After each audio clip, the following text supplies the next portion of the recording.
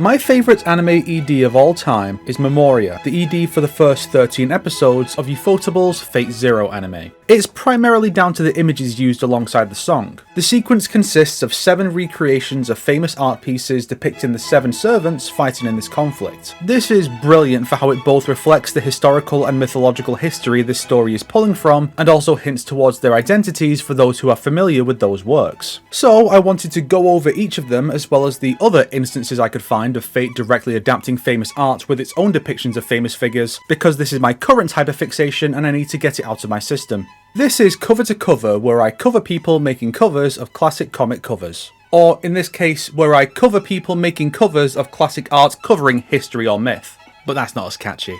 First, we have Iskander in the form of Alexander in Babylon by Charles Le Brun, which depicts Alexander the Great's arrival in Babylon. A lot of detail is carried over where you may not expect, such as the pattern on the columns and the smoke in the distance. It's not one-to-one by any means, but it certainly is clear in what its influence is. Second is Gilgamesh with a pet lion, potentially inspired by this statue of Gilgamesh at the University of Sydney. It's only loose though, possibly because Fate's Gilgamesh sitting on a throne is the more fitting pose for him during his reign. This is also neat for how it depicts him in era-appropriate clothing instead of the typical golden armour he's summoned in. This was a few years before Castergill debuted. For Diarmut, the sculpture named The Tree of Love by Jim Connolly was used as the inspiration. The piece can be found in Kelbahar in Ireland. It depicts the love story of Diarmut and Grania. A few liberties were taken, particularly with the height of the thing, which feels a tad more romantic to me for some reason. Obviously not a knock against this very impressive statue, just that you have more freedom with scale when drawing than sculpting. For Gilles de Rais, his scene appears to be inspired by a painting called The Execution of Gilles de Rais in the National Library of France. It appears somewhat loose in its inspiration, going for a much grimmer palette, and eschewing any nobility in the man's final moments in favour of his characteristic madness, but details such as the tree on the left and the gallows on the right support this being the inspiration. Had it been Sabre Gilles, it would likely have been more faithful to the original piece.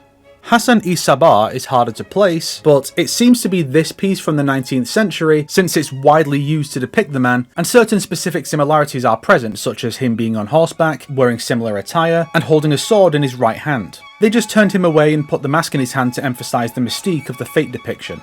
Lancelot is the hardest to place. The blog post I sourced for this section suggests it's inspired by George Reed's depiction of Lancelot being taken by the Lady of the Lake for the 1898 edition of Idylls of the King. Essentially, they took the scenery with the lake and the reeds and the moon, but aged Lancelot up to an adult. Perhaps because his identity is a big reveal later in the story, they opted for more liberties to be taken to avoid spoilers, or they felt depicting him as a baby wasn't suitable given the fear factor berserkers are supposed to embody. Also, fun fact, while trying to find the source of the image, I spent a good half hour arguing with Google's AI, which kept misattributing the image to a specific edition of At the Back of the North Wind, and it refused to correct itself even when its own sources never attributed the image to that book, the AI continually insisting on the Lancelot connection being widespread misinformation without actually being able to back it up, eventually shutting down the conversation when it broke down. Was it trained on Hassan Piker streams? What the fuck?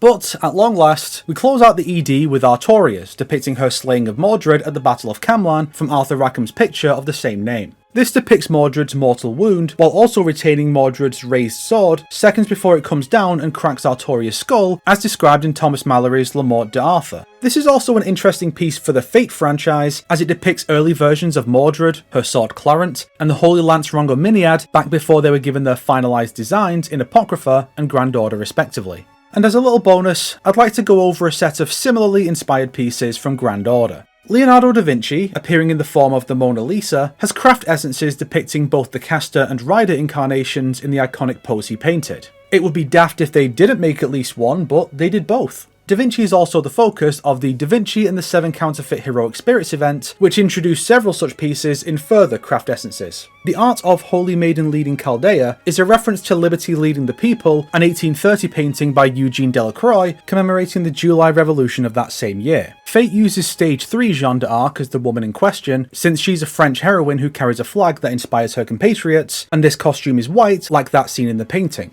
And even outside of those aesthetic similarities, it's easy to imagine how one might conflate the concept of liberty with the mythologized ideal of Joan of Arc, who became a national symbol of France after the French Revolution. And what is the July Revolution also known as? The Second French Revolution.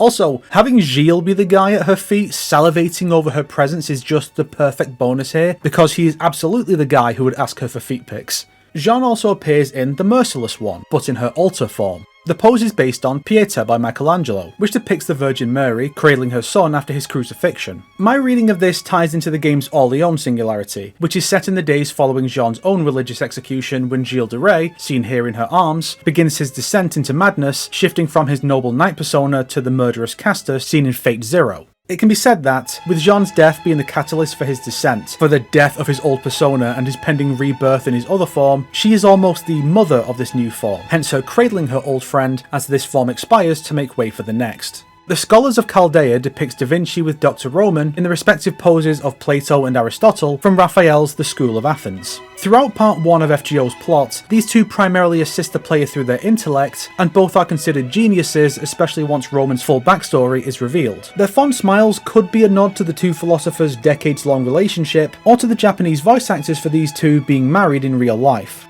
Or both. The article I sourced for this section, one written by Danielle DeVoe for Sartle.com, also includes a few other references in FGO to Da Vinci's work and life that weren't given the full artistic treatment, and they're fun to read about. Both of my sources are linked in the description. Google's AI, however, is not. Stubborn ass. But this is where our journey ends. I admit this script was mostly written quite some time ago, so new craft essences may have come up since, and maybe that long-awaited Strange Fake anime will follow in Zero's footsteps. Fate is a franchise whose creators adore history and mythology. Despite making half the figures they depict female so they can sell them in swimsuits in the gacha, the reverence for the source material is still felt in almost every depiction, and I wish I could see fans do the same in their own works, just to expand the list of artistic references fans can learn about through this franchise. Especially in an era where artistic talent and literacy is being more and more pushed aside in favour of this dogshit AI slop that the people in power want to make the next big thing so they don't have to pay real people the money they deserve for making such striking artistic pieces with so much soul and intent behind them.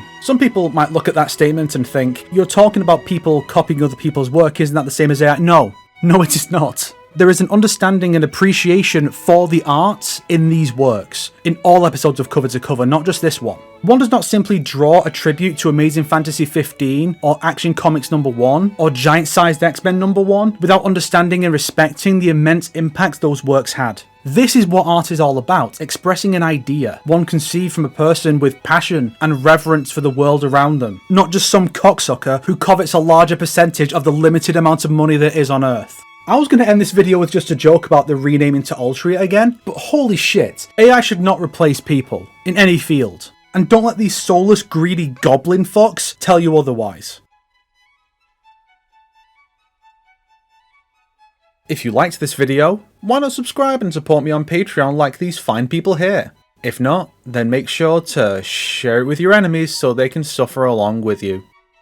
Today's recommended playlist is Behind the Servants, Fate History by Klidge. This is the beauty of the franchise, learning real history through these figures and discovering all the little historical nods and context that the Fate creatives included in their work.